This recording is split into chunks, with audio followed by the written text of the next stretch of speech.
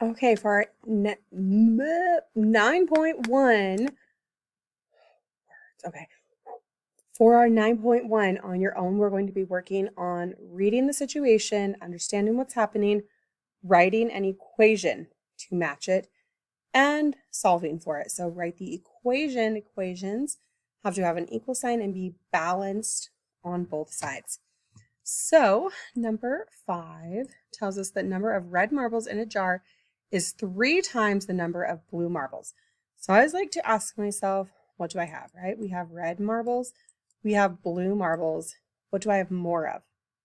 We know we have more of the red marbles, 3 times the red marbles than the blue marbles. So that means we have 3 times less than the red. There are 27 red marbles and B blue marbles. Now I know we can probably just solve B, but we're going to write an equation to represent what's happening using the B. So we know we have 27 red marbles. And I need 3 times more red. So to get to blue, right, we've got to get smaller. So the opposite of timesing by 3 is going to be dividing by 3. And that's going to tell me how many blue marbles. So I know you can just answer that. That's not what we're doing here. We're writing the equation. How many blue marbles are there? So I could write this some other ways. I could take 27. I could divide it by the blue marbles, and it would tell me there are 3 times more red ones. Still coming up with the same answer. B is the same number. I could also take 3 groups of the blue marbles, and that would give me the 27 red marbles. So there's 3 different ways. Well, I mean, I could really do B times 3, but when we have a number and a coefficient, we just write it that one way, 3B. So now it wants to know how many blue marbles are there. Well, B should equal, so solve that out. And then go back and think, does that make sense? When I plug in B, does it make my equation true? Does it make sense with what I know? Okay, so this one tells us that Martha's daughter is a fourth of Martha's age. So we've got a daughter and a mom. So here's the daughter, the D. And we know she's going to be younger than the mom, Martha. Martha's mom's going to be older. I don't know any kids that are older than their parents, right? The mom has to be older. So now I know what should be bigger, what should be smaller. So the daughter is a fourth of here, right? So she's a fourth of the mom, of mom. So the mom is 4 times older than the daughter. So that means she's 4 times younger. Okay, so we know some information.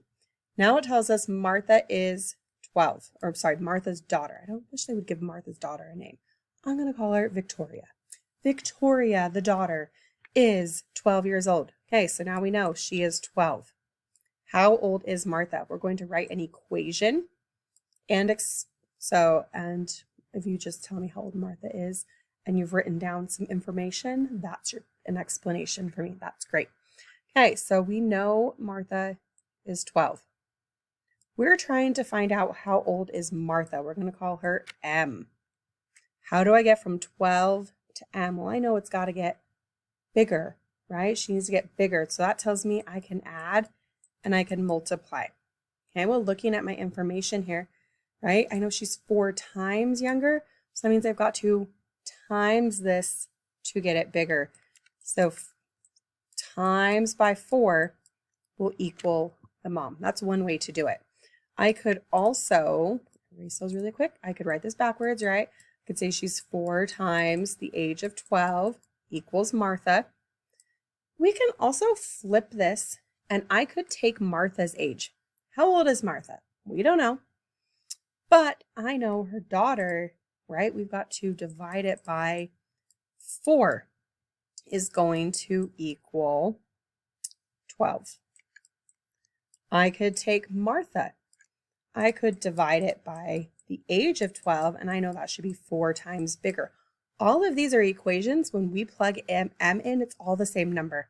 We could also, since we times by 4, we could take 12 and we could we could, so we can't times it by a fourth.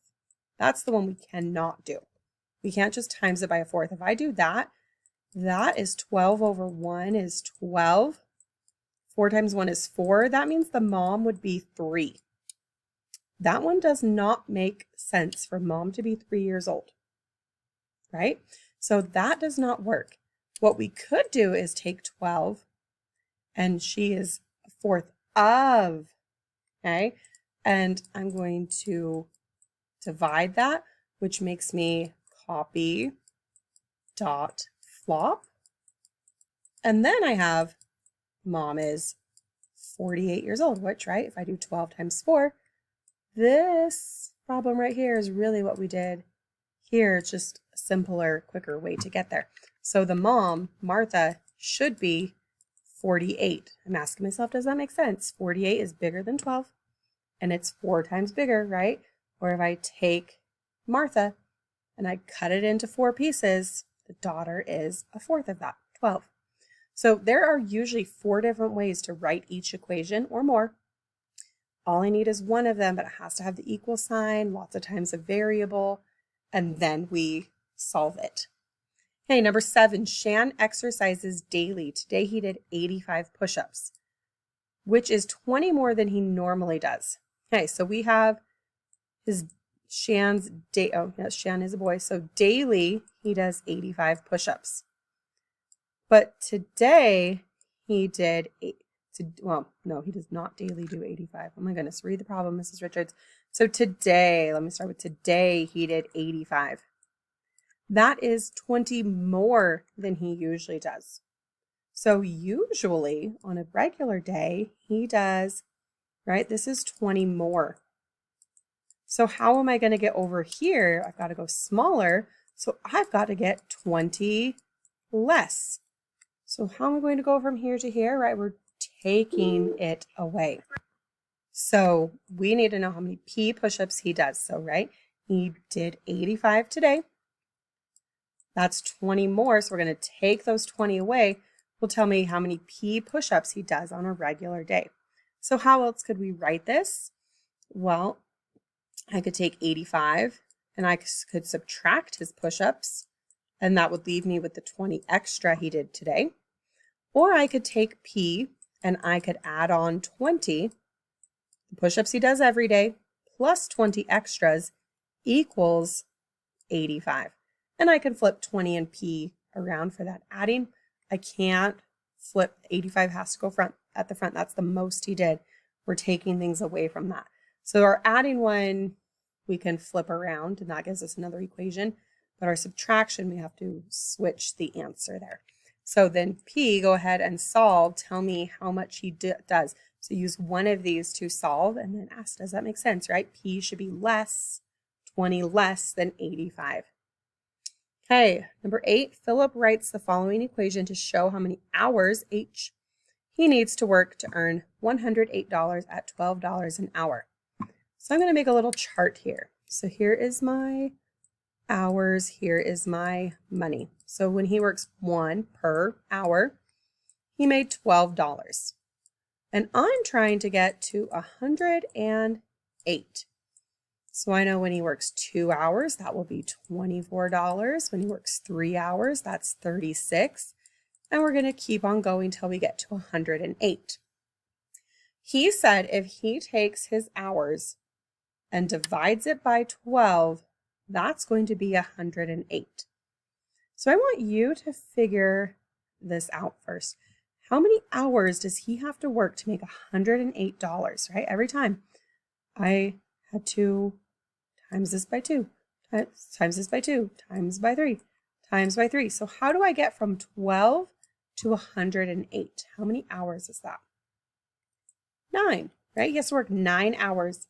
12, 24, 36, right? He goes up 9 hours and he made $108. So we know H equals 9.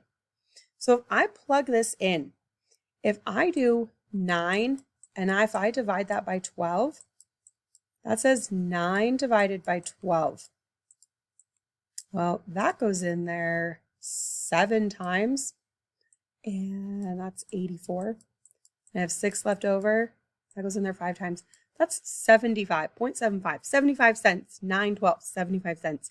That is not 108. So is his equation correct? No. So what could we do instead? So how can I get from the h's, the 9, we're going to use h in its place. What did I have to do to 12 and the 9 and the 108 to get that total? What am I really doing? I'm not dividing. So he's not correct. Can you write me the correct way he should do that? Okay, and then you just have to answer, how are expressions different than equations? So we learned about expressions in Module 8. You go back, check back at your notes. 8.3 is a good place to look. Remember, expressions just have the problem. There's not a solution to it. Equations you learned about in your notes and in your tasks from 9.1, just barely. Equations have something that expressions do not. See if you can figure out what that difference is.